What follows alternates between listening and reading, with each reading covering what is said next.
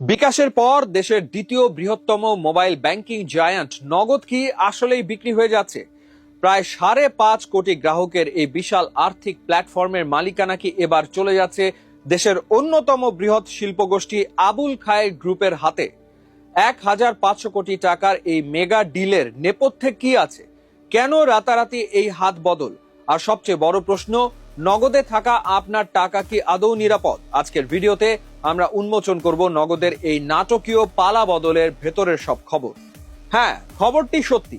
দীর্ঘদিনের আর্থিক সংকট, আইনি জটিলতা আর প্রশাসনিক অনিশ্চয়তা কাটিয়ে নগদকে নতুনভাবে পুনর্গঠনের উদ্যোগ নিয়েছে সরকার। আর এই প্রক্রিয়ায় নগদকে কিনে নেওয়ার চূড়ান্ত দৌড়ে রয়েছে আবুল খায়ের গ্রুপ। সংশ্লিষ্ট সূত্র অনুযায়ী এই পুরো লেনদেনের পরিমাণ প্রায় 1,500 কোটি টাকা, যার মধ্যে নগদের ঘাড়ে থাকা প্রায় 600 কোটি টাকার বিশাল দায় বা ঋণ পরিশোধ করবে আবুল খায়ের গ্রুপ, আর বাকি 900 কোটি টাকা সরাসরি চলে যাবে সরকারের তহবিলে। সম্প্রতি ডাক, টেলি যোগাযোগ ও তথ্য প্রযুক্তি মন্ত্রী ফকির মাহবুব আনামের সভাপতিত্বে এক হাই প্রোফাইল বৈঠকে এই বিষয়ে বিস্তারিত আলোচনা হয়েছে। কিন্তু প্রশ্ন হলো, নগদের মতো প্রতিদিন 700 কোটি টাকা লেনদেন করা একটি কোম্পানির এই দশা কেন হলো?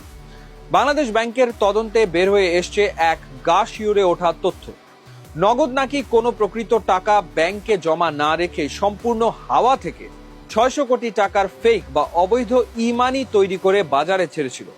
সহজ কথায়, গ্রাহকের অ্যাপে 5,000 টাকা দেখাচ্ছিল, কিন্তু ব্যাংকে তার বিপরীতে কোনো আসল টাকাই ছিল না। এই সমান্তরাল ডিজিটাল জালিয়াতির তথ্য লুকাতে তারা নাকি একটি ভুয়া রিপোর্টিং পোর্টালও বানিয়েছিল। এছাড়া সাবেক এমডি তানভীর আহমেদ মিশুক ও তার সিন্ডিকেটের বিরুদ্ধে দরিদ্র মানুষের সামাজিক নিরাপত্তা ভাতার 1,711 কোটি টাকা আত্মসাৎ এবং ক্যান্ডেল স্টোনের মাধ্যমে 500 কোটি টাকা পাচারের মতো গুরুতর অভিযোগের তদন্ত করছে সিআইডি ও দুদক। নগদের বিরুদ্ধে সাধারণ গ্রাহক ও ই কমার্স ব্যবসায়ীদেরও রয়েছে এক বড় ক্ষোভ। 2021 সালে ইভ্যালি, ই অরেঞ্জের মতো বিতর্কিত ই কমার্স প্রতিষ্ঠানের সাথে লেনদেনের অজুহাত তুলে রাতারাতি হাজার হাজার সাধারণ গ্রাহকের অ্যাকাউন্ট বন্ধ করে দেয় নগদ। এতে প্রায় 144 কোটি টাকার আর্থিক ক্ষতির মুখে পড়েন সাধারণ মানুষ। কিন্তু সবচেয়ে বিপজ্জনক তথ্যটি হলো, বাংলাদেশ ব্যাংক ও ডাক বিভাগকে অন্ধকারে রাখতে নগদ নাকি একটি ম্যানিপুলেটেড রিপোর্টিং পোর্টাল বা সমান্তরাল ডেটাবেস তৈরি করেছিল। কেন্দ্রীয় ব্যাংকের পরিদর্শকরা যখনই কোনো তথ্য চাইতেন, এই ভুয়া পোর্টাল থেকে ই-মানির ভুল হিসাব দেখানো হতো, যার সাথে নগদের মূল সার্ভারের কোনো মিলই ছিল না।